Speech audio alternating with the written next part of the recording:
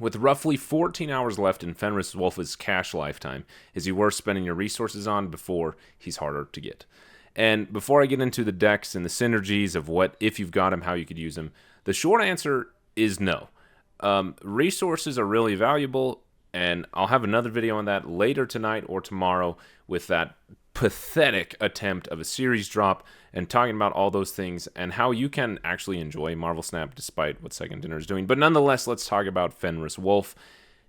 I don't think he's worth the resources. I ended up kind of FOMO pulling on him because I just was like, I don't know. I want to make a video on him, blah, blah, blah. And I already kind of regret it. I don't know why I did. Like, I genuinely don't know what was that one thing that finally pushed me over the edge, because I was so happy that I only had to spend one key to get Werewolf by Night, which is the card that I wanted. Ended up getting Selene, just junk, Anyway, Fenris Wolf, he's just not doing enough. If you look at the data for him, he's only at a 57% win rate and a 1.5 popularity rate, which is hardly anything.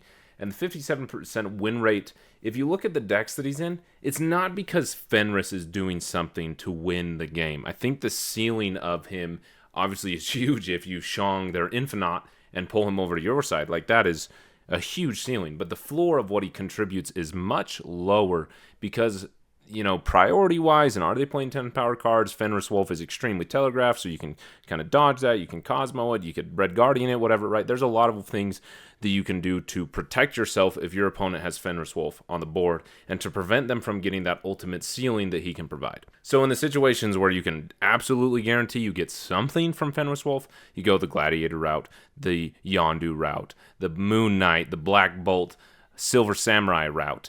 And in those situations, the power that Fenris Wolf is bringing back to your side is not significant. Yeah, okay, let's say you get a Gladiator and you discard a 7-power, or you destroy a 7-power card from them. Now it's a 2/10. Like, that's huge. That's, as far as stats go, that's pretty big. But I don't think that a 2/10 is enough to win the game, if that makes sense. And so Fenris Wolf isn't doing it. If you look at the decks where he's performing the best, it's because the deck that he is in is performing. The number one win rate deck that he is in a Darkhawk deck, a Darkhawk, Black Bolt, Moonlight, Stature type deck that actually looks like it's doing pretty good. If I had Darkhawk, I'd probably run this deck. It looks fun, actually, but not fantastic, if that makes sense. And it's not Fenris Wolf that's contributing to the win. It's things like Darkhawk and Viper and Cassandra Nova and Moon Knight that are contributing to the win here. He also makes sense in a discard deck, right? If you're going to run Moon Knight and Gambit anyway, may as well benefit from that discard and destruction of your opponent with Fenris. So, not doing anything particularly impactful, and there's other cards that are more meaningful. The long story short is for you to choose the cards that you enjoy playing. However, speaking of enjoying playing, if you do have Fenris Wolf, I have been having the time of my life, and I mean that sincerely, with this Agatha deck with Fenris Wolf. I already had this Agatha deck in my deck list. I play it from time to time. It's actually kind of fun for me. Like, I genuinely enjoy playing this deck. And it was really simple to just swap out Fenris Wolf for White Widow, which I hated her in this deck anyway. But I never felt like there was a good replacement. Well, here we go. If I'm going with a Black Bolt and a Moon Knight, well, absolutely, Fenris Wolf makes sense. Sure, I'm not going to win, so to speak, because, in fact, actually, I take that back. There's been a few times that I've won because of Fenris Wolf, but again, it's not like I didn't build this deck because of Fenris Wolf. This deck existed on its own already. I was doing things with it, and then Fenris Wolf was an obvious inclusion because of what the deck was already doing. So he's an interesting. The Fenris Wolf is an interesting position as a card because it's not a Scream where it's archetype defining. It's not a Searcher where it's just going to be a banger card forever. It's just kind of there. It does what it does. And if there's benefit for you, you benefit from it. But it's not enough for you to go and spend your resources.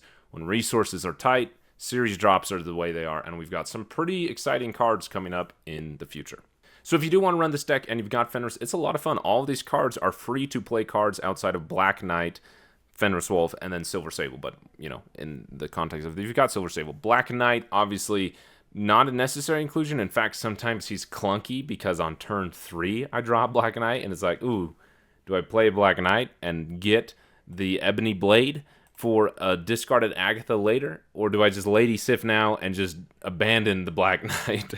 And I usually end up going for the Black Knight because Ebony Blade is cool, and then you lose and it's clunky. So obviously not necessary. You could put in pretty much any other good one drop. I would actually probably put America Chavez in here, believe it or not.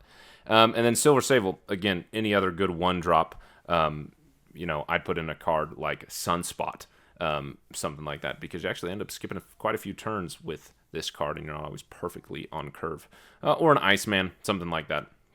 Some fun cards. Yondu, any other good one drop that you like, that type of thing. So, fun deck to run. I really enjoy it. Hopefully you have fun with it. But the closing thoughts on Fenris Wolf: keep your resources. Not really a game changer. I don't think he's going to be a long stander in the meta. Every once in a while, there are those decks that have him, like this one, because, yeah, this deck is doing things that it makes sense to have Fenris Wolf.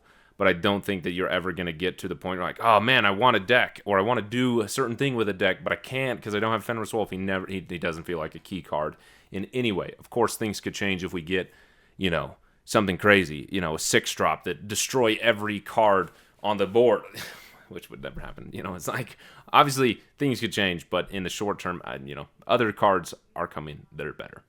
So there's my final moments thoughts on Fenris Wolf. I am pumped for Gore tomorrow, the card that I have been most excited for this season. And then of course got to start figuring out how to ration these tokens for the next few months. So anyway, thanks for watching, and go check out the next video if you're watching this tomorrow on Tuesday.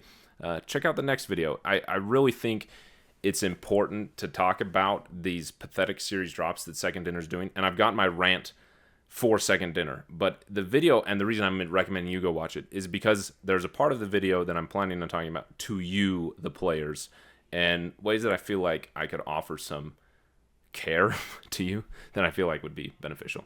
So if you're interested in that, go take a watch. Anyway, enjoy your Marvel Snap as much as you can. Happy snapping with Deadpool's Diner. Which, speaking of which, actually, closing thoughts on this deck has done the best for me in Deadpool's Diner, which is like best is like a 25% win rate, because like game mode is crushing and it feels like it's always my opponent that gets exact cards that they need, and I'm struggling with card draw. But this one has been the best, which is still not great in Diner, but it's done what it's needed to. So anyway, happy snapping. Thanks for watching.